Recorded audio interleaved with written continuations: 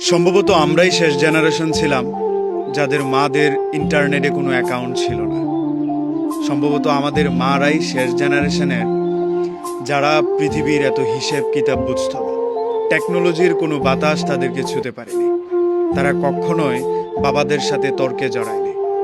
সবসময় নিজেদেরটা স্যাক্রিফাইস করে সন্তান আর পরিবারের জন্য উৎসর্গ হয়ে গিয়েছে। আমার মা তেমন হিসেব বুঝেন না। রুটি একটা চাইলে 3টা দেয়, ভার্সিটির জন্য 50 টাকা চাইলে শাড়ির আঁচল থেকে 100 টাকা খুলে দেয়। আমার মা অত কিছু বুঝেন না। আমার সিভি কি হলে ভালো হয়, আমার সিজিপি কত হলে ভালো হয়, এটা আমার মা জানেন না। আমার মা জানেন আমি ভালো আছি কিনা, আমি ভালো থাকছি কিনা। আমার মা ফোন দিয়ে অনেক কিছু জিজ্ঞাসার আগে খেয়েছি কিনা সেটাই জিজ্ঞাসা করতে বেশি পছন্দ করে। কোথাও গেলে বাড়ি থেকে পিছু পিছু হেঁটে রাস্তার কিনারায় আসা আমাদের মারাই বোধহয় শেষ জেনারেশন, যারা শাড়ি ছাড়িয়ে কখনোই আধুনিক পোশাকে নিজেকে মানিয়ে নিতে পারেনি। আমরাই বোধহয় শেষ জেনারেশন যাদের মার আঁচল পেয়েছি।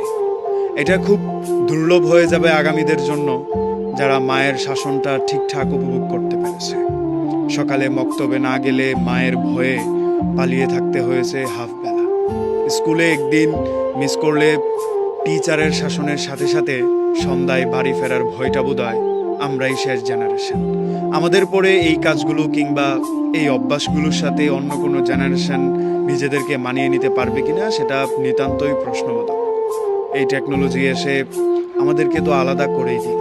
সারাদিন উপন্যাস ছেড়ে মোবাইলে ডুবে থাকা, মায়ের কথা শোনার বদলে নাটক দেখা বিষয়টা এখন অহরহ। কিন্তু মায়ের আদর, বাবার শাসন আমাদের মতো কেউ পায়নি। টিচারের শাসন উঠে যাওয়ার পর ছেলে মেয়েদের আদব আগের মতো আছে কিনা সেটা প্রশ্ন করতে পারেন আপনি।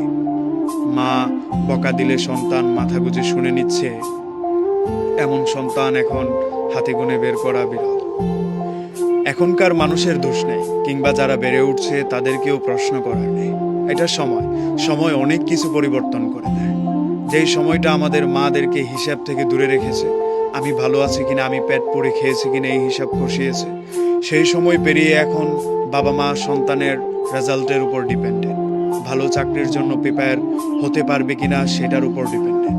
সন্তান কি চাচ্ছে, কি করতে পারবে, ও ভালো থাকবে কিভাবে, সেই চিন্তাটা এখন কম হয়।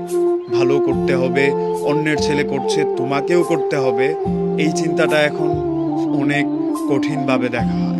পরিবার আগের মতো সন্তানদেরকে সাপোর্ট দিচ্ছে কিনা সেটাও যথেষ্ট প্রশ্ন। আসলে আমরাই শেষ জেনারেশন যাদের বাবা মারা এই টেকনোলজি আর আধুনিকতার ছোঁয়াতে বিপন্ন ছিল।